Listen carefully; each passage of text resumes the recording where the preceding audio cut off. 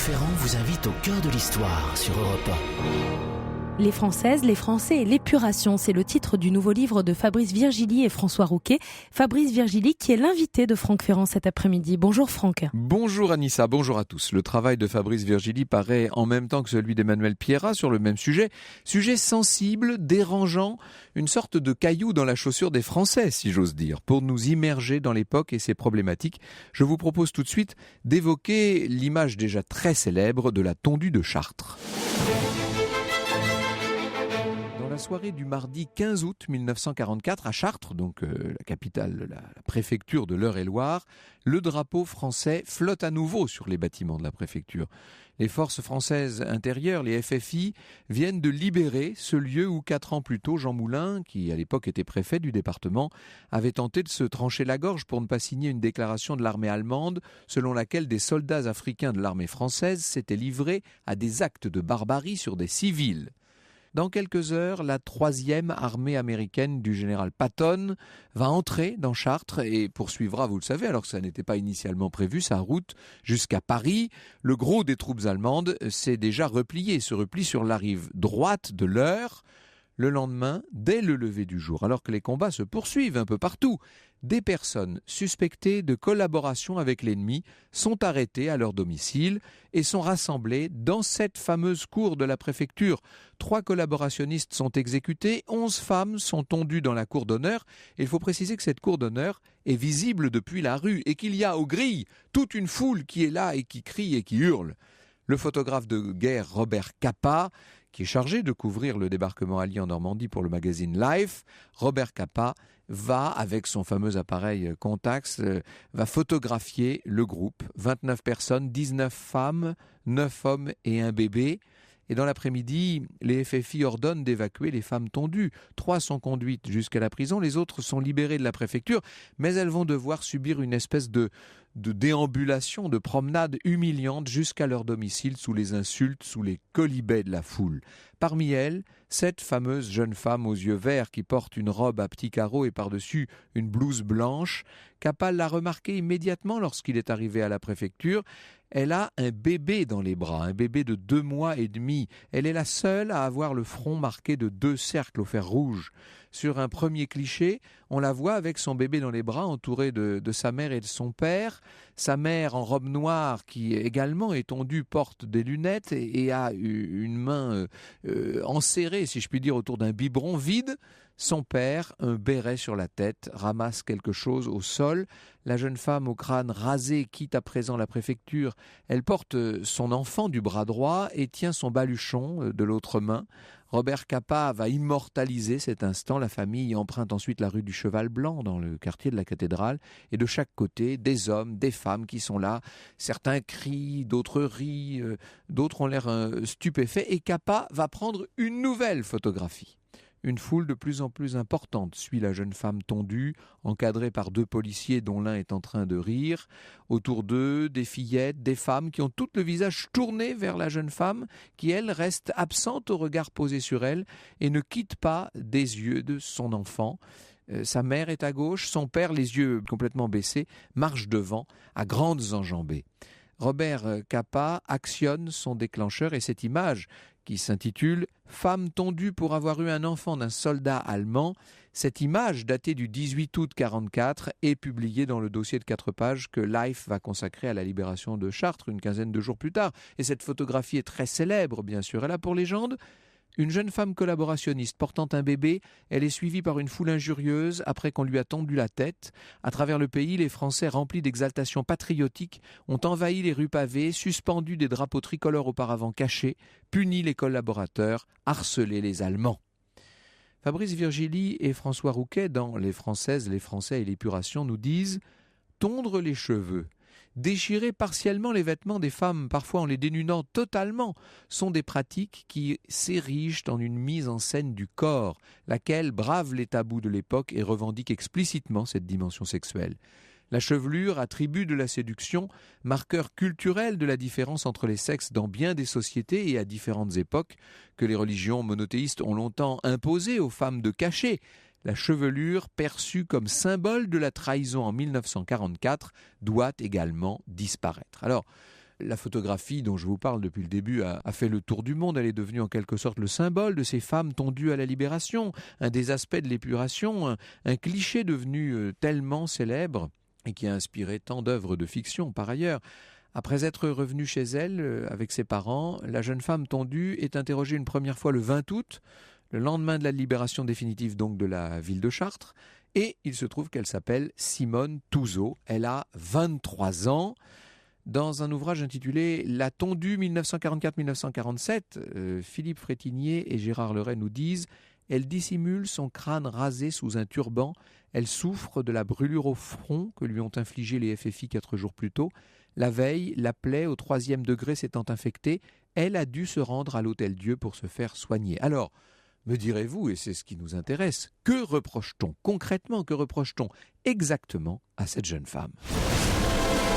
Franck Ferrand vous conte l'histoire sur Europe 1. Alors Franck, cet après-midi, vous nous racontez l'histoire de la tondue de Chartres. Elle est arrêtée lors de la libération, on vient de le voir avec vous, libération de la ville par les Alliés en août 1944.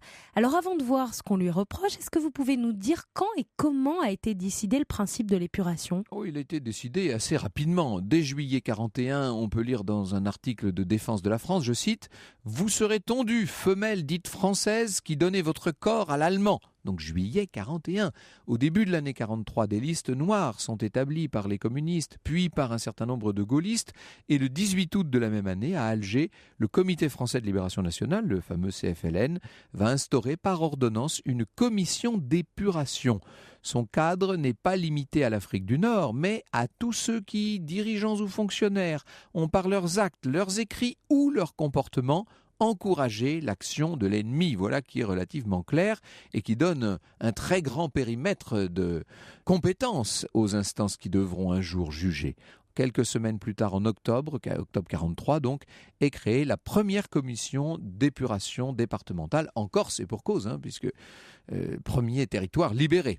Lors du premier interrogatoire, Simone Touzeau déclare avoir été membre du Parti populaire français, donc du PPF, de mars à septembre 1943. Ce PPF, c'est le célèbre parti de Jacques Doriot, bien sûr, parti collaborationniste s'il en fut.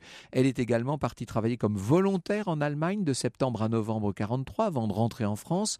J'étais enceinte d'un Allemand que j'avais connu à Chartres et qui avait été envoyé sur le front de Russie, dit-elle. Durant mon séjour dans le Reich, j'ai revu celui que je considère comme mon fiancé en convalescence à la suite d'une blessure. Cet homme s'appelle Erich Goetz. Il est responsable d'une librairie militaire de Chartres, située dans un local commercial qui avait été réquisitionné, rattaché au service de presse et de propagande de la principale unité militaire d'occupation stationnée dans la ville. Il est parti sur le front russe, donc en novembre 1942, au moment du basculement de la guerre. Vous savez, novembre 1942, c'est le moment du débarquement d'Afrique du Nord pour les Alliés, c'est le moment que vont choisir les Allemands pour entrer en zone libre et pour occuper l'ensemble du territoire. Quand je dis occuper militairement l'ensemble du territoire, puisque par définition, tout l'était depuis le début. Simone Touzeau ajoute qu'elle souhaitait régulariser sa situation car cet homme, dit-elle, cet Allemand, est le père de sa fille de 2 mois, celle que l'on voit donc sur les fameuses photos de Capa. Il était prêt à reconnaître sa paternité, à épouser Simone. C'est ce qu'on appelle la collaboration horizontale. Nous allons y revenir tout à l'heure. Ce sont toutes ces relations entre des Françaises et des Allemands. Elle reconnaît également avoir été la maîtresse d'un autre soldat allemand à Chartres au cours de l'année 1943, donc 2 relations avec des Allemands.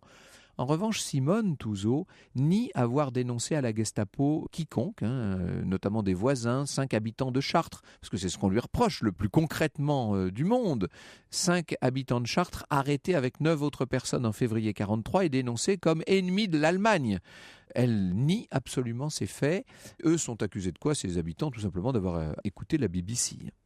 Dans Naître ennemi, les enfants de couples franco-allemands nés pendant la Seconde Guerre mondiale, Fabrice Virgili nous dit, je cite, « Les maisons constituaient des observatoires idéaux pour épier le comportement des voisins dans le Chartres de l'occupation. La fréquentation du domicile des A, puisqu'il ne cite jamais le nom des Touzeau dans l'ouvrage, par de nombreux Allemands, les vivres, bouteilles de vin et spiritueux qui étaient consommés au cours des repas, la présence de femmes aux messes des officiers de la Wehrmacht, la compagnie de soldats au théâtre ou en promenade, les tentatives de la mère, je cite, d'écouter aux portes de ses voisins, en particulier à l'heure du communiqué de Londres, ou de s'approcher des fenêtres pour y écouter ce qui se disait, tout cela faisait de la famille A le relais de l'occupant au cœur du quartier. Les voisins percevaient la maisonnée comme menaçante, susceptible sur une simple parole de disposer de leur sort. Et ça c'est très intéressant parce que ça nous montre le rôle qu'a joué la peur accumulée pendant de nombreux mois, pendant des années dans ces événements un peu parfois débordants de l'épuration. 3 des 5 personnes arrêtées lors de cette fameuse rafle dont je vous parlais ont été déportées au camp de Mauthausen en Allemagne et 2 sur les 3 sont revenus seulement.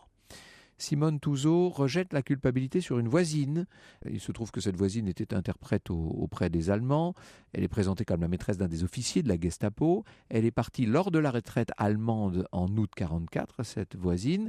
Simone Touzeau rapporte les propos tenus par cette femme après l'arrestation des voisins. « Je suis bien contente car je suis débarrassée des gens qui ne m'appelleront plus ni espionne ni boche. » Et ces haines recuites qui se sont développées au sein même des différents quartiers.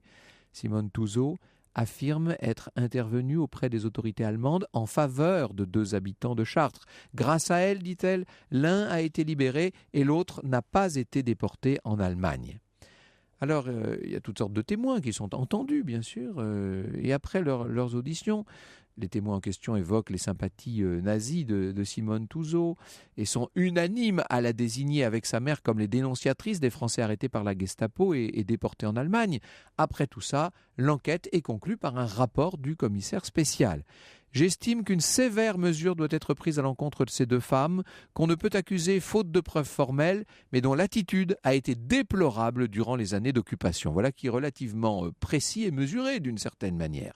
La mère de Simone, Germaine, va rester en garde à vue. Quant à Simone, avec sa grande sœur et son père, ils sont libres. Mais 12 jours plus tard, on voit se retourner la situation. Simone et sa mère sont incarcérées à la maison d'arrêt de Chartres. Il y a eu de nouvelles plaintes qui ont été déposées contre elle par le voisinage. Quant à la fille de Simone, eh bien, elle est recueillie par sa tante, par la grande sœur de Simone. 1 mois plus tard, le 5 octobre 1944, notre future tondue, si je puis dire, cette Simone est transférée au camp de Pithiviers dans le Loiret. Elle est rejointe 2 semaines plus tard par sa mère et les 2 femmes vont devoir à ce moment-là s'apprêter à affronter l'épuration judiciaire. Dans toujours cet ouvrage, Les Françaises, les Français et l'épuration, Fabrice Virgili et François Rouquet nous disent: à partir du mois de septembre 1944, sont mises en place les différentes structures judiciaires, administratives ou professionnelles qui ont désormais en charge l'épuration d'environ 350 000 individus accusés de collaboration.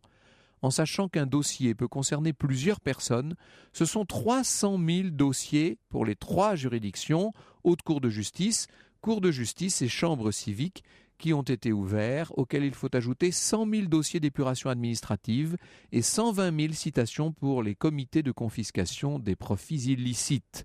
Très important, cette affaire sur laquelle nous reviendrons tout à l'heure. La Cour spéciale de justice chargée de juger les actes d'intelligence avec l'ennemi et d'intelligence antinationale, c'est le nom de cette juridiction en Eure-et-Loire. Cette Cour spéciale est officiellement installée dans les murs du tribunal civil de Chartres. Le 14 février 1945, Simone et sa mère sont inculpées d'atteinte à la sûreté extérieure de l'État et elles sont donc déférées devant cette Cour de justice.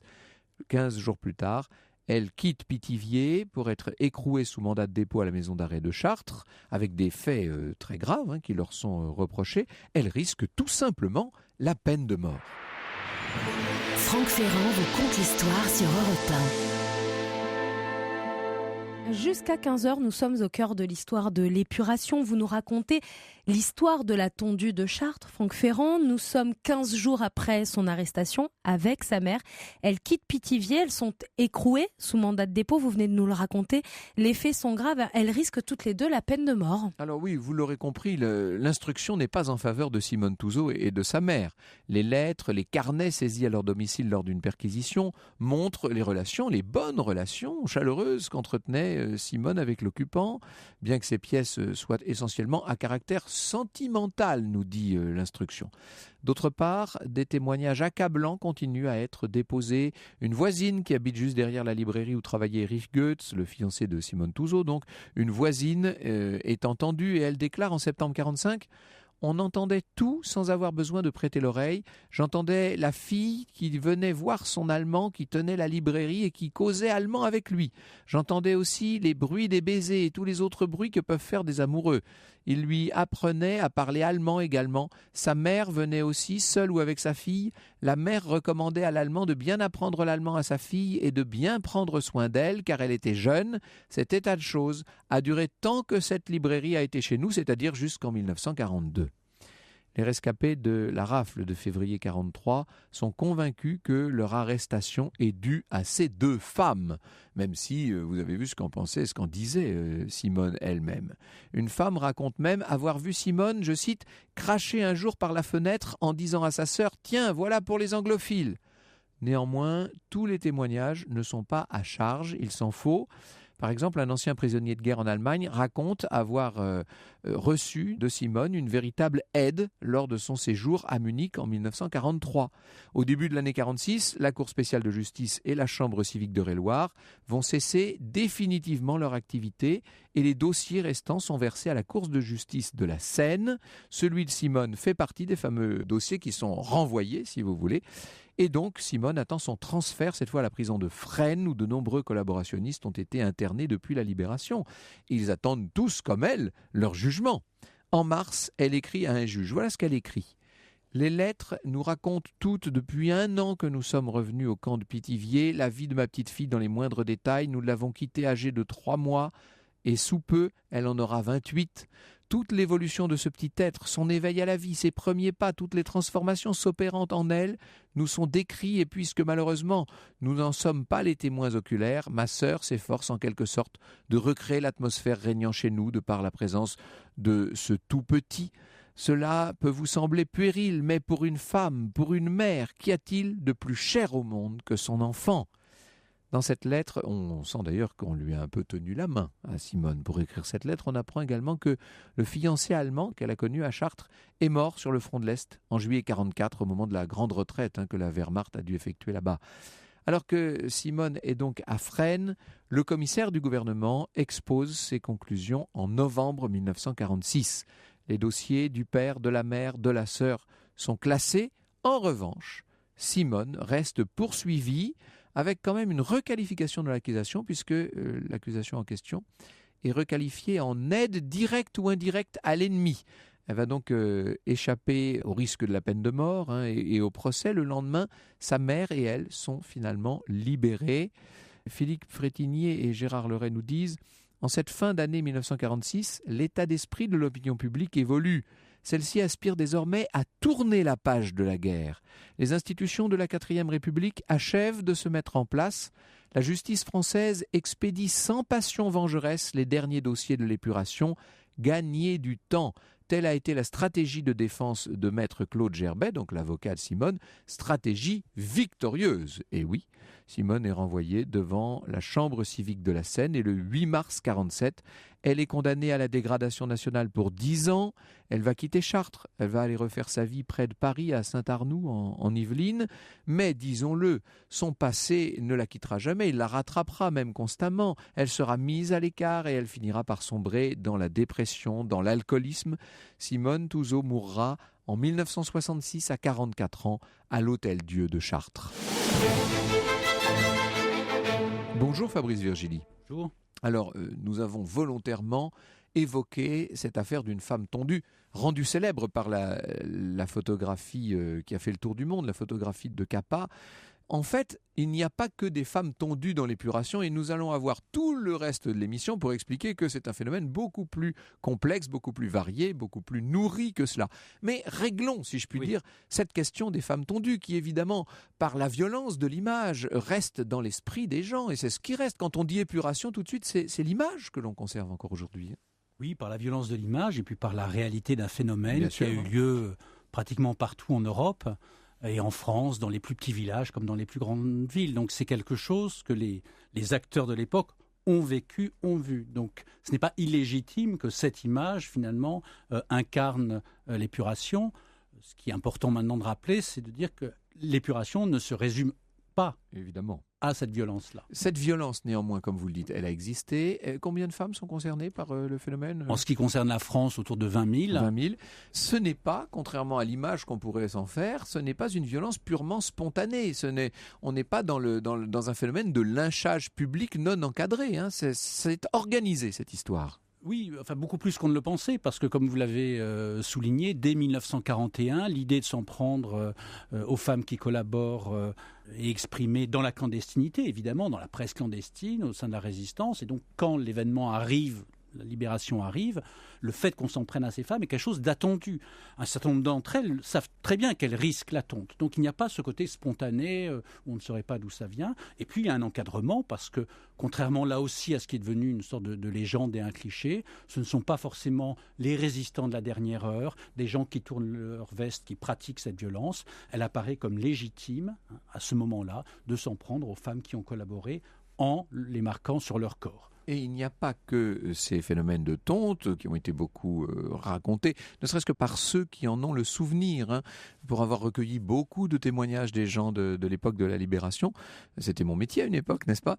Je sais que c'est ce qui a marqué beaucoup, notamment beaucoup d'enfants, qu'on n'a bizarrement pas mis à l'écart de ces événements et qui ont assisté à ça et qui l'ont vécu comme un traumatisme. Bref, mais il n'y a pas que cette partie-là, il y a aussi toute la dimension judiciaire, ce que nous disions à l'instant à propos de Simone, là, puisque ensuite il y a toute une procédure qui suit son cours. C'est-à-dire que la procédure judiciaire est pensée dès l'occupation, vous l'avez dit, à Alger, à Londres auparavant, et donc le temps de mettre en place ces nouvelles juridictions, parce qu'il y a un problème majeur qui se pose, c'est que l'essentiel des magistrats, la quasi-totalité, ont prêté serment au maréchal Pétain, et qu'il est un peu compliqué d'envisager que ce soit ces mêmes magistrats qui jugent seuls et en toute indépendance les collaborateurs. Donc ça prend du temps, mais finalement, si on réfléchit, c'est assez rapide. Hein. L'essentiel du territoire est libéré au mois d'août.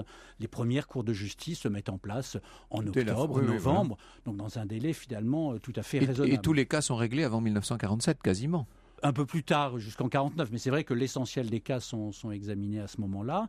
Et là aussi, contrairement à l'idée qu'on peut avoir d'une justice qui serait expéditive, et j'ai envie de dire heureusement pour nous historiens, ces juridictions établissent des dossiers, il y a des enquêtes, ce ne sont pas un simple feuillet dans un dossier. Ça, bien sûr, oui.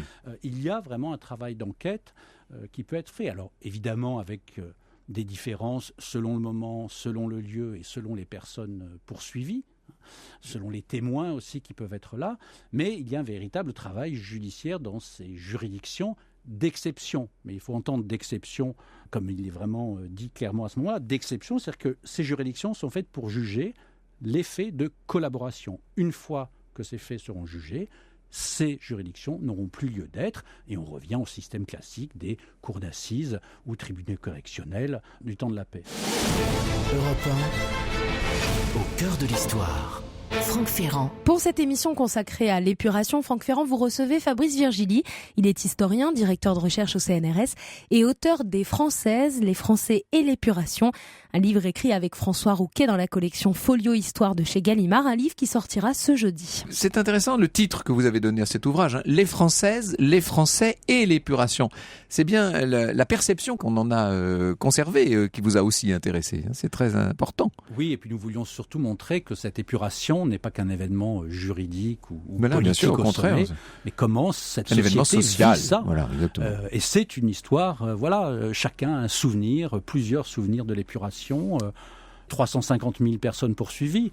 Vous imaginez le nombre de familles impliquées. On est sur des millions de personnes. Et puis les gens qui souhaitent aussi en découdre, ce sont des millions de gens. Donc c'est vraiment vécu. Et on a, pour tous les aspects de cette épuration, souhaité montrer comment elle a été vécue finalement d'en bas. Comment les Français, les Françaises, dans leur vie compliquée de ces moments de la fin de la guerre, vivaient cette épuration. Un ouvrage paraît à peu près en même temps que le vôtre chez First, celui d'Emmanuel Piera, La France des vaincus passe à la barre. Donc c'est une histoire judiciaire de l'épuration en France avec un certain nombre de grandes affaires qui sont mises en exergue. Comme par hasard, un ouvrage d'avocat. C'est très juridique et judiciaire comme question. Alors ça l'est d'autant plus que les premiers travaux juste après la guerre sont essentiellement des travaux de juristes, avant les historiens. Parce que qui dit nouvelle loi inspire forcément les juristes, il y a une inventivité à avoir, comment juger finalement un crime, la collaboration, qui n'était pas clairement définie auparavant.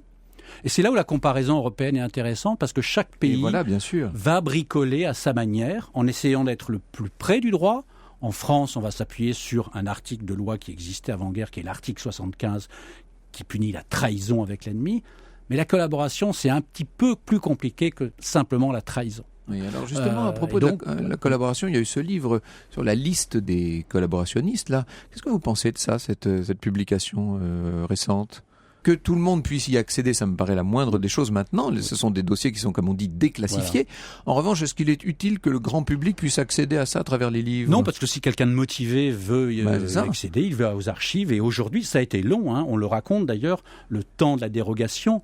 Quand nous avons commencé à travailler sur ces sujets, François Rouquet, moi-même et d'autres, avions de temps en temps des courriers qui nous disaient que nous n'étions pas autorisés à consulter. La dérogation avait été refusée. Donc ça a mis du temps, mais aujourd'hui, c'est accessible. Donc je crois que ce qui est important, c'est de comprendre, d'analyser ces sources, de s'appuyer sur ces sources qui n'étaient pas accessibles, de les publier telles quelles. Très sincèrement, non, vous l'avez dit vous-même, je cite moi le cas A, alors qu'il est connu même pas par tout le monde. Famille, oui. Je trouve qu'en dehors de là, moi je me suis permis de donner le nom parce qu'il est très célèbre. Il est devenu très célèbre. Mais évidemment, en dehors de cas tels que Pétain, etc., ça serait idiot de dire le procès P, on est bien d'accord. Mais sinon, qu'est-ce qu'apporte l'individualisation pour comprendre ce qui est un phénomène social ? Parce que ces gens, social, qu'on le veuille ou non, ont des familles, et même des familles lointaines, qui portent le même nom, donc c'est toujours un peu embarrassant quand même. Alors, venons au phénomène de la collaboration avant d'entrer dans l'épuration telle qu'elle s'est développée. La collaboration, comment est-ce qu'on la définit ? Il y a collaboration politique, collaboration administrative, collaboration au quotidien, et puis la fameuse collaboration horizontale par laquelle nous avons commencé. Et puis d'autres d'ailleurs, il y a toute forme de collaboration. Qui la définit et quel est son champ, si je puis dire ? Le premier à la définir, c'est le maréchal Pétain. Nous entrons aujourd'hui dans la voie de la collaboration, octobre 1940. Très tôt dans l'occupation. Très tôt pendant l'occupation. C'est une initiative française, qui est celle du régime de Vichy. Et l'idée à ce moment-là, c'est une collaboration d'État à État. Et évidemment, le terme va ensuite s'étendre pour s'appliquer à toute forme de collaboration. Mais c'est vrai que cette dimension d'État à État va demeurer jusqu'à l'épuration, puisque la haute cour de justice, les jugements ne vont concerner qu'une centaine de personnes, concerne les membres du gouvernement, les chefs d'état-major, c'est-à-dire vraiment les responsables politiques gouvernementaux de la collaboration. Et puis ensuite, justement, qu'est-ce que c'est que la collaboration ? Jusqu'où on s'arrête ? La collaboration économique qui aide la machine de guerre nazie est une question évidemment importante. Et qui a des ramifications quasi infinies. Bien sûr, et trouver la limite est extrêmement compliqué. Parce que quand vous êtes réquisitionné par l'armée allemande pour fournir tel ou tel des biscuits ou des armes, mais ça va de l'un à l'autre, qu'est-ce qui est du domaine réellement ? Ou du béton pour les fortifications. Du béton, bien entendu. Où est la dimension réquisition, volontariat ? Donc tout ça est difficile, la frontière est difficile à définir. C'est pour ça que dans l'ouvrage, Les Françaises et les Français d'épuration, on essaye de montrer parfois ce flou, cette difficulté à définir une collaboration qu'on peut qualifier d'ordinaire, qui évidemment, en tant que telle, au niveau d'un individu, on ne va pas se dire on va le fusiller pour telle et telle raison. Et les juristes, à ce moment-là, se posent des questions en ces termes.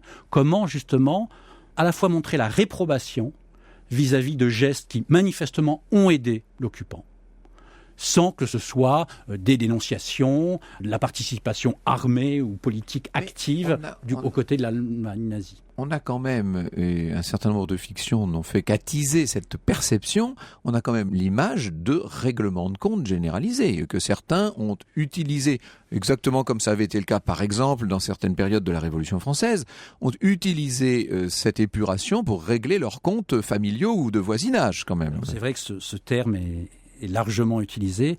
J'aime répondre qu'il y avait des comptes à régler. Et les comptes à régler, ce n'est pas simplement l'image du film policier où on va régler des comptes, mais c'est bien des comptes à régler parce que les voisins, des employeurs, des collègues ont aidé l'occupant, ont dénoncé, ont permis l'arrestation de juifs. Ça se voyait, bien sûr. Bien sûr. Ou alors, justement, profiter de leur proximité avec l'occupant, et le mot de proximité est essentiel parce que on se dit, bien sûr, boire un café avec un soldat allemand à la terrasse, ce n'est pas de la collaboration de boire un café. Mais si vous utilisez votre proximité connue avec l'occupant pour obtenir des documents. Exactement. Pour obtenir des documents, pour faire pression sur un collègue, pour qu'il renonce à une promotion, et que vous puissiez prendre à sa place, pour obtenir un logement, etc., etc. tout ça devient plus compliqué. Donc il y a une dimension interpersonnelle, privée. Est-ce que ce sont des règlements de compte type gangster ? Je ne crois pas. Je crois vraiment c'est une société qui a besoin aussi d'en découdre et de régler ses comptes, d'apurer ses comptes, ce qui prend un sens un peu différent. Alors nous pouvons peut-être tout de suite mettre de côté les grands procès politiques dont vous parliez, qui sont la partie célèbre, médiatisée, si j'ose l'expression, avec un léger anachronisme de l'épuration. Parlons de l'épuration ordinaire d'une certaine manière. Vous nous dites 350 000 personnes concernées ?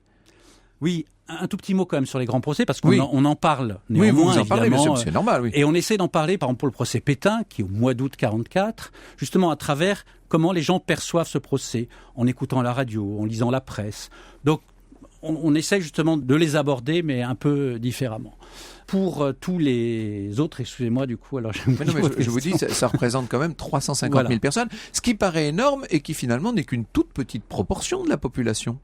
Par rapport à ce qui s'est fait dans certains autres pays, est-ce que c'est plus ou est-ce que c'est moins ? Alors en proportion, c'est relativement important, 350 000 procédures judiciaires. Alors certaines, il y a d'abord un nombre de non-lieux qui vont être posés. Il y a des gens ensuite, à ces 350 000, il faut ajouter des personnes pour lesquelles il n'y a pas forcément eu de procédure et qui ont été inquiétées. Donc c'est quand même un phénomène massif sans aucun doute. Et si on compare avec d'autres pays, on n'a pas fait le calcul rapporté à la population, mais c'est vrai que si le phénomène est européen et sans aucun doute, du point de vue des procédures judiciaires, la France engage beaucoup de procédures. Alors j'espère que tout le monde a bien compris que tout cela n'est effectivement pas une réaction épidermique, spontanée et populaire, qu'il s'agit bien d'un programme concerté, organisé, de longue date, puisque les débuts de l'épuration, ça date presque des débuts de l'occupation, on y vient dans un instant.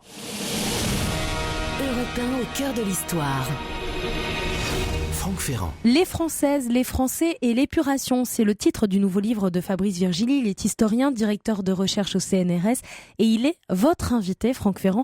Le livre est à découvrir dans la collection Folio Histoire de chez Gallimard à partir de ce jeudi. Alors une question, Fabrice Virgili, qui me taraude un peu parce que aussi bien à la télévision qu'ici sur Europe 1, il m'est arrivé de faire plusieurs émissions sur des célébrités qui ont été inquiétées à la Libération. Et on cite toujours le cas tellement célèbre de Sacha Guitry, dont je ne pense pas qu'on puisse dire qu'il ait été collaborationniste, c'est le moins qu'on puisse dire, et qui pourtant a été arrêté, inquiété, qui a fait plusieurs dizaines de jours de prison, etc.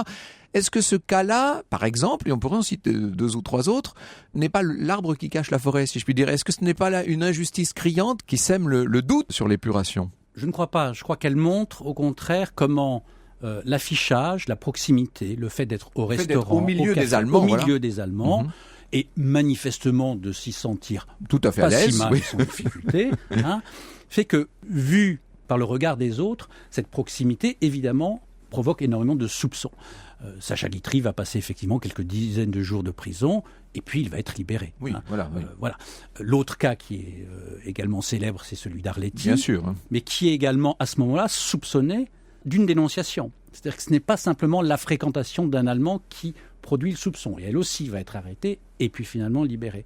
Donc on voit que cette proximité, même si après examen des pièces montre qu'il n'y avait finalement pas grand-chose ou rien derrière, va être un élément essentiel. Et là on en parle pour les célébrités, mais ça compte dans chaque village. C'est-à-dire cette dimension de proximité de l'épuration est quelque chose d'essentiel. On l'a vu dans le cas de Simone Touzeau.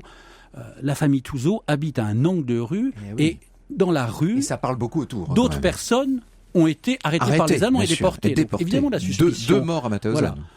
On ne le sait pas encore à ce moment-là. À l'époque, on ne le sait pas. À l'époque, on ne sait pas encore. Mais on ne sait pas ce qu'ils sont devenus.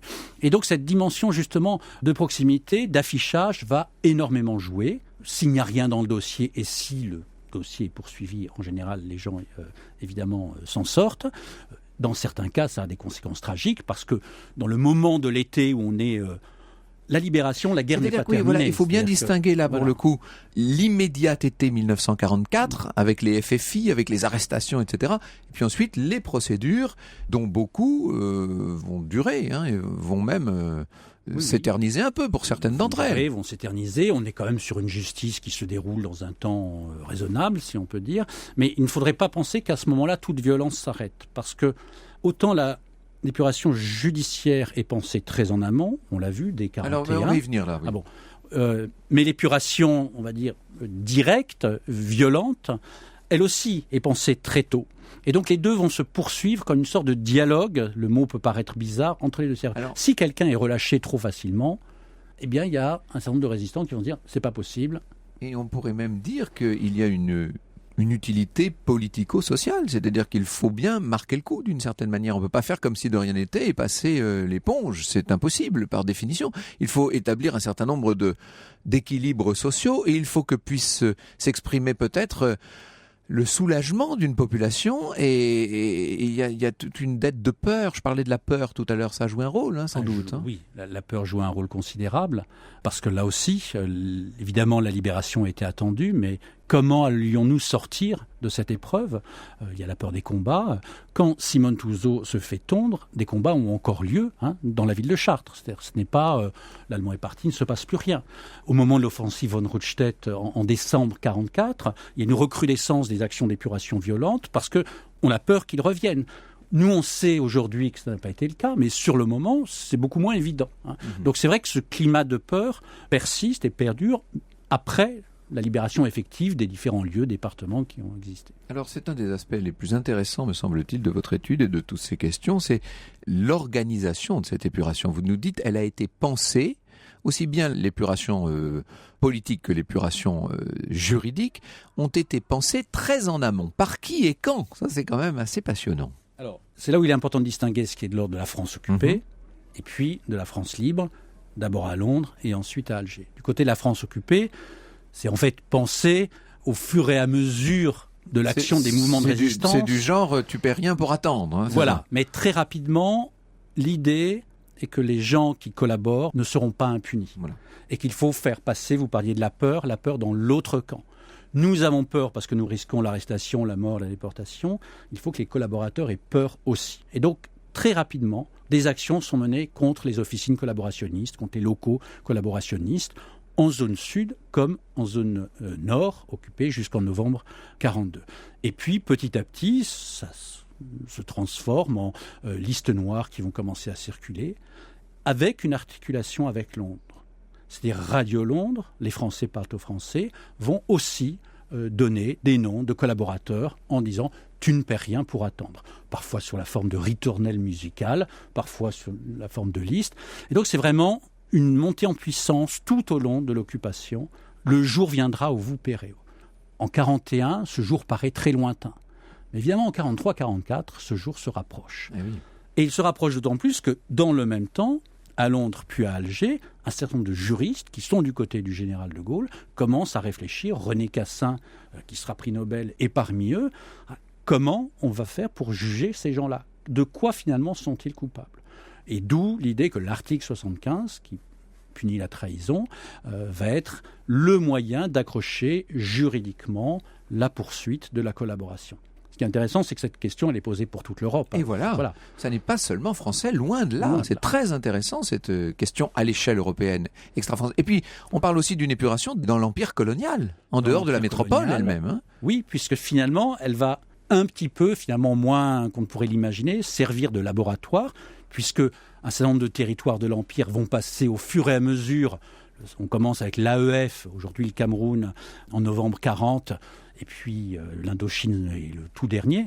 Mais bref, les territoires passent. Et comment on fait contre ces élites coloniales qui ont pu rester du côté de Vichy et s'opposer au passage du côté de la France libre ? Avec un procès important qui est celui de Pucheux.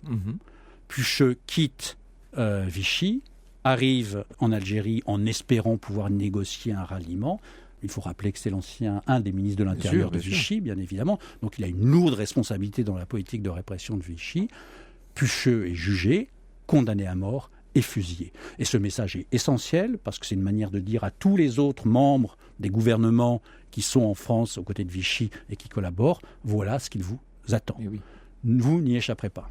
Donc je pense que nous avons fait à peu près le tour. Nous avons compris que ce n'est pas un phénomène purement français, que ce ne sont pas seulement des résistants de la dernière heure qui sont venus régler leurs comptes. Nous avons évoqué cette question de la relative justice. Vous avez un regard assez bienveillant, si je puis dire, sur le bilan de cette épuration. Vous dites qu'on n'a pas seulement fait payer un certain nombre de fusibles ou de lampistes. Oui, ce qu'on remarque, et c'est assez évident finalement quand on lit tout ce qui est publié sur l'épuration, ou quand on voit comment l'épuration de temps en temps s'invite dans le débat public, c'est cette sorte d'insatisfaction dès le début finalement. Dès le début, l'idée que ce n'est pas les bons qui ont été punis, c'est les mauvais. Oui. Si on regarde, en étudiant bien ce qui s'est passé, en comparant, et sur la période, on s'aperçoit que finalement en 5 ans, un nombre important de personnes ont été jugées et condamnées, qu'un changement générationnel a eu lieu, et que aujourd'hui, on juge un certain nombre de criminels de guerre 20 ans après, parfois, et là, finalement, en 5 ans, l'essentiel a été fait. Alors, bien sûr, sur une telle masse, un tel effectif, il y a des gens qui sont passés à travers les mains. Et puis avec des résurgences très récentes. Ah oui, notre livre s'arrête à l'été dernier, avant de le rendre à l'éditeur. Ça serait presque l'objet, ça, d'une autre émission. Merci beaucoup, Fabrice Virgili. Votre ouvrage avec François Rouquet, Les Françaises, les Français et l'épuration, est publié. Et il va sortir là jeudi prochain, en folio Histoire, donc chez Gallimard. Europe 1, au cœur de l'histoire. Retour aux origines. Et c'est un retour aux origines aujourd'hui consacré à un vêtement que nous avons tous au moins en un exemplaire à la maison. C'est le jean, Franck. Ça vient d'où, le jean ? Oui, le nom même de jean vient de la ville de Gênes, figurez-vous. Les grandes manufactures de ces premières toiles étaient génoises et donc c'est une simple déformation. Et lorsque on s'est mis à en produire dans tout le sud de la France et notamment dans la ville de Nîmes, eh bien, ça a été l'origine du nom de Nîmes, qui est une simple contraction des mots de Nîmes. Donc voilà, ça c'est pour les noms du jean, du blue jean. D'ailleurs, c'était le blue jean au départ, c'était le Blue di Genova. Donc, vous voyez, ça vient directement de là. Alors, pour ce qui est du jean en tant que vêtement tel que nous le connaissons, c'est au 19e siècle. On a souvent raconté ça. En 1853, un Bavarois, juif, ai-je besoin de vous le dire, il s'appelle Lévi Strauss, va s'installer dans l'ouest des États-Unis. Il fonde une entreprise très célèbre qui va devenir la fameuse marque Levi's, bien entendu. Et il va fournir aux mineurs qui sont... On est en plein gold rush, c'est la ruée vers l'or à ce moment-là. Il leur fournit des toiles qui sont très utiles pour leurs tentes, mais aussi qui peuvent être utilisés comme vêtements. C'est Jacob Davis, qui est un des tailleurs à qui Strauss fournit son tissu, qui, devant la demande d'un certain nombre de personnes, va se mettre à découper dans ses toiles de tente, si vous voulez, de quoi faire des pantalons très solides, puisqu'il fixe des petits rivets sur les points sensibles, ce qui fait que le vêtement en question ne se déchire pas. Et bien alors là, cette fois, ça y est, le modèle va d'ailleurs être breveté, et à partir de 1873, le modèle du blue jean est définitivement breveté. Au cœur de l'histoire sur Europe 1.